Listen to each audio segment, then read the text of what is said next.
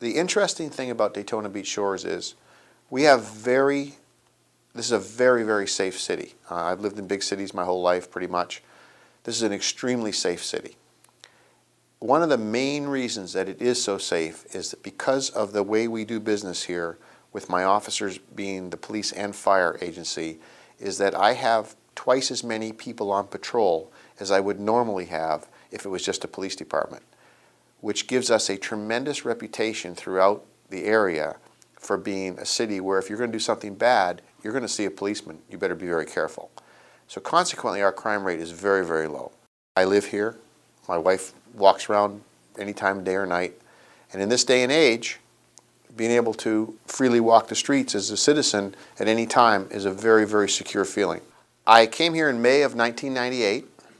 I was born in Canada. I spent my youth there. I went to school and college in Miami, Florida, and I spent my first career in Miami. The one thing in my 11 years of being here is that I found Daytona Beach Shores has always been a city that really cares about the employees of the city. And as a whole, my employees understand that they're recognized and appreciated. They like doing a good job. They like coming to work here. This is not an organization that has ever treated its employees like a number or just somebody that fills a slot. People that are watching this, I'd like them to understand how good Daytona Beach Shores treated its employees. We moved into this building in 2006. This building has allowed me to operate as a professional public safety department. Prior to this, we were all cramped into very, very small quarters, very antiquated. Every time we would try and do something different with computers or telephones or whatever, it involved a tremendous amount of infrastructure being changed around. This is allowing us to really expand our thoughts as to how to deliver police service, public safety service. Communication is really the key to good police work, and the better the communication is, the better we're going to be able to fight crime.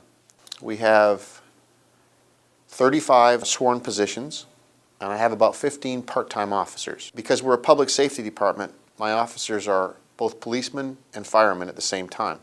They're also either an emergency medical technician or paramedics. Daytona Beach Shores offers a one-size-fits-all program where when a citizen calls 911, whether they need police, fire, or rescue, they're going to get that response. Central Dispatch was pretty much a dream of mine when I first came here. And what it does is it allows everybody that's in the area that the county is dispatching to understand what's going on around them, because crime and criminals don't operate in a vacuum. So rather than the time it takes for someone to use a landline to call another agency or even to get on the radio, we can hear what's going on.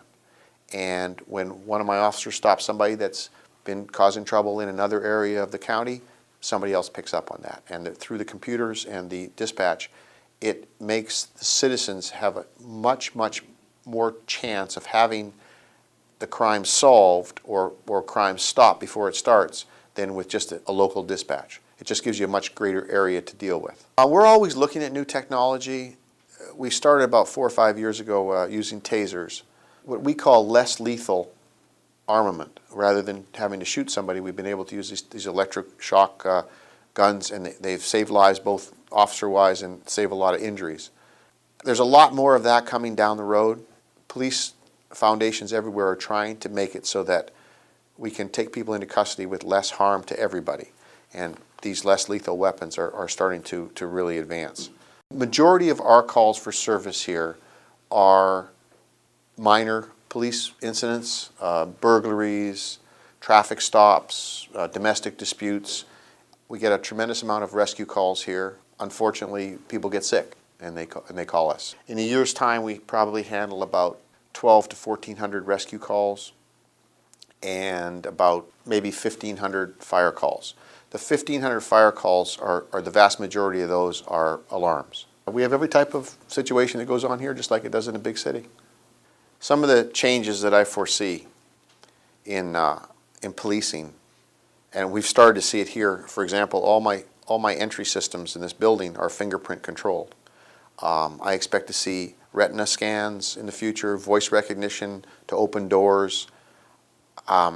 I expect to see much more fraud protection systems put in place once it becomes cheap enough for the credit card companies to really buy these systems. Daytona Beach Shores gets a tremendous bang for their buck in the policing and rescue field.